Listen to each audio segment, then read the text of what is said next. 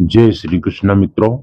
आज हम हिंदू धर्म में मरने वाले लोगों की गति और कर्म के अनुसार विभाजन जो किया गया है उसके बारे में बात करेंगे। प्रेत कितने प्रकार के होते हैं और कौन से शक्तिशाली प्रेत होते हैं, आज इनके बारे में जानेंगे। दोस्तों, हर चीज के बारे में जानना जरूरी होता है। हिंदू धर्म में मरने वाले लोगों की गति और कर्म के अनुसार विभाजन किया गया है और मुख्यतः 5 प्रकार के प्रेत होते हैं। इन प्रेतों का विभाजन प्रेत, पिशाच, कुष्मांडा, ब्रह्म राक्षस तथा बेताल के रूप में किया गया है। तो दोस्तों, ये पांचों में से कौन सबसे ज्यादा शक्तिशाली है, हम कर्म विक्रम बताएंगे। आप लोग बहुत ध्यान से सुनना और अंत तक बने रहें, आपको सारी जानकारी प्राप्त होगी। बहुत से लोग कहते हैं भूत नहीं होते, कुछ लोग कहते हैं भूत होते हैं। तो होते हैं कि नहीं होते हैं, ये सब आपका आज क्लियर हो। हमारे शास्त्र में भी लिखा है कि प्रेत होते हैं। भागवत महापुराण में भी धुंधली, धुंधकारी और आत्मदेव की कथा आती है जिसमें ये भूतों का वर्णन है। दोस्तों, प्रेत योनि में जाने वाले लोग अदृश्य और बलवान होते हैं। पहला हम बात करते हैं दोस्तों, सभी मरने वाले इसी योनि में नहीं जाते और सभी मरने वाले अदृश्य तो होते हैं लेकिन बलवान नहीं होते।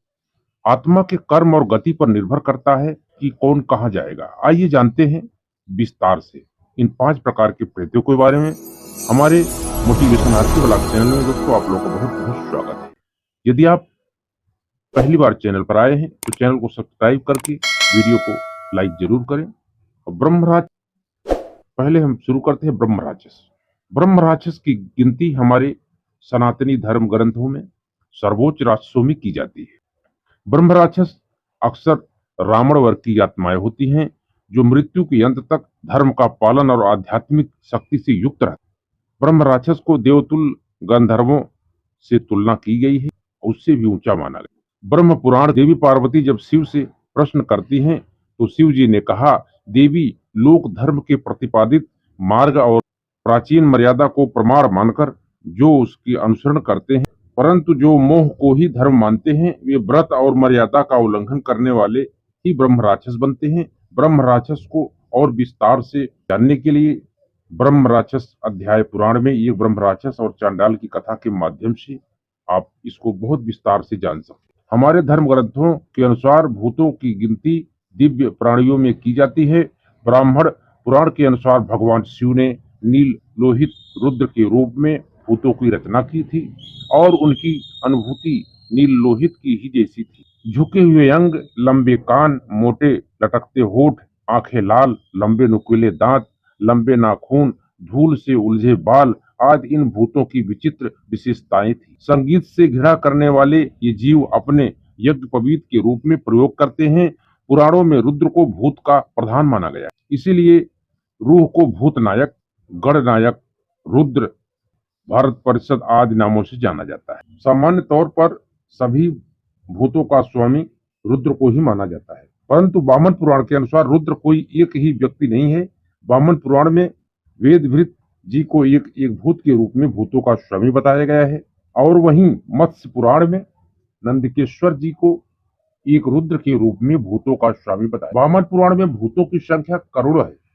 इनमें स्कंद, सखा, भैरव प्रमुख है। इनके अधीन असंख्य भूत हैं। जहाँ भगवान शिव का अद्यंगासुर से युद्ध हुआ था, उस समय भूतों ने भगवान शिव की ओर से युद्ध लड़ा था तथा देवों के साथ मिलकर और भी कई असुरों के साथ भूतों ने युद्ध लड़ा था। कुछ लोक कथाओं के अनुसार भूत कई जादुई तथा मायावी शक्तियों के स्वामी होते हैं। अब नंबर आता है दूसरों के साथ। महाभारत के आदि पर्व पर प्रथम अध्याय के अनुसार ब्रह्मकल्प के आदि में ब्रह्मा जी ने 18 प्रजापतियों, यक्षों, गंधर्वों तथा पिशाचों की रचना की थी। कई कथाओं में पिशाचों को महर्षि कश्यप के पुत्र कहा गया है। पिशाचों के अतिरिक्त कई सर्प और विषैले जीवों की उत्पत्ति हुई। इनको मांस भक्षी वृत्ति में रखा गया है। पिशाचों का भोजन मांस है। यह मृत जीव सभी जीवों का रक्त पी जाते हैं और इच्छाधारी होते हैं, जैसे कोई भी रूप धारण कर लेते हैं। जैसे कई राक्षस पीड़ित के देह में प्रवेश कर रक्त पीते हैं। कई पिशाच पीड़ित का रक्त प्रताड़ित कर उसका रक्त निचोड़ लेते हैं। पिशाच एक नकारात्मक ऊर्जा है। ये मुख्यतः जीवित मनुष्यों पर ही अपना प्रभाव डालते हैं। जिन पर पिशाच सवार होता है दोस्तों, वह व्यक्ति एकांत में ही अपना समय ज्यादा व्यतीत करता है। बेताल तीसरा नंबर है दोस्तों। बेताल, विक्रम बेताल की कहानी तो आप लोगों ने बहुत सुना होगा दोस्तों। विक्रम की कहानियां तो घर घर में देखी गई हैं। बेताल की कहानियां विश्व के प्रसिद्ध साहित्य धरोहरों में से एक है, जो हम सभी ने सुनी और पढ़ी।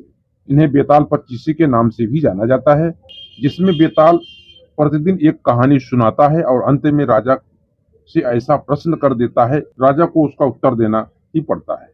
शिवतालिका पुराण में शिव गणों में से एक माना गया है पिशाचों को। पिशाचों में जो सबसे शक्तिशाली होते हैं, उन्हें ही बेताल कहा जाता है।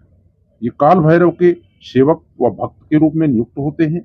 बेतालों में कई शाखाएं हैं और भारत के मुख्य स्थानों पर बेताल स्वामी के मंदिर भी हैं।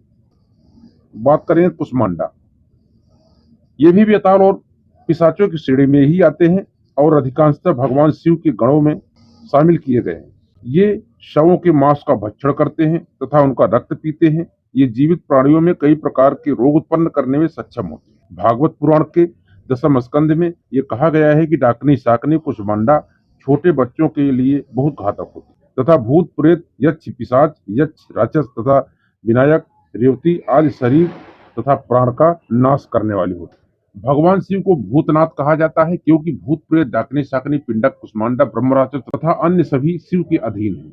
इन सभी ने भगवान शिव द्वारा लड़े गए युद्ध में भगवान शिव के कई युद्धों में उनकी सहायता की। तो दोस्तों, ये थे कुछ भूत प्रेतों की बातें जो हमने मुख्यतः आपको सब स्पष्ट रूप से बताया। मुझे आशा है आप लोगों को ये वीडियो अच्छा लगा होगा और आपको जानकारी प्राप्त हुई होगी। भूत प्रेत पिशाच होते हैं जो अपनी बहुत ही प्रमुख चाहत इच्छाएं कामनाएं लेकर मरते हैं। उनकी इच्छाएं पूर्ण नहीं होती तो मरते समय वही ध्यान करते हुए वो प्राण छोड़ते हैं। दोस्तों, उनका भटकाव होता है, ये सच्ची बात है। कई बार कई लोगों को इसका दर्शन भी हुआ है, जैसे तुलसीदास को भी प्रेत का दर्शन हुआ, तो वो तो भगवान को सब जगह देखते थे, तो वो बोले भगवान का ही स्वरूप है, वो अलग बात है। अभी हमारे एक बहुत बड़े महापुरुष हैं जिनका नाम है प्रेमानंद जी महाराज, उनको भी साक्षात कई बार शौच आदि जाते समय उनको दर्शन हुए भूतों के। तो भूत होते हैं दोस्तों, ऐसा नहीं है। बस मानने और न मानने की बात ऐसी है कि जिसके ऊपर पड़ती है वो जानता है, जिसके ऊपर नहीं पड़ती वो जो है नहीं जान पाता। तो दोस्तों, मिलते हैं अगले वीडियो में। तब तक आप लोग खुश रहो, मस्त रहो, आनंद में रहो, यही हमारी दिल से सबके लिए शुभकामना है। जय श्री कृष्ण मित्रों।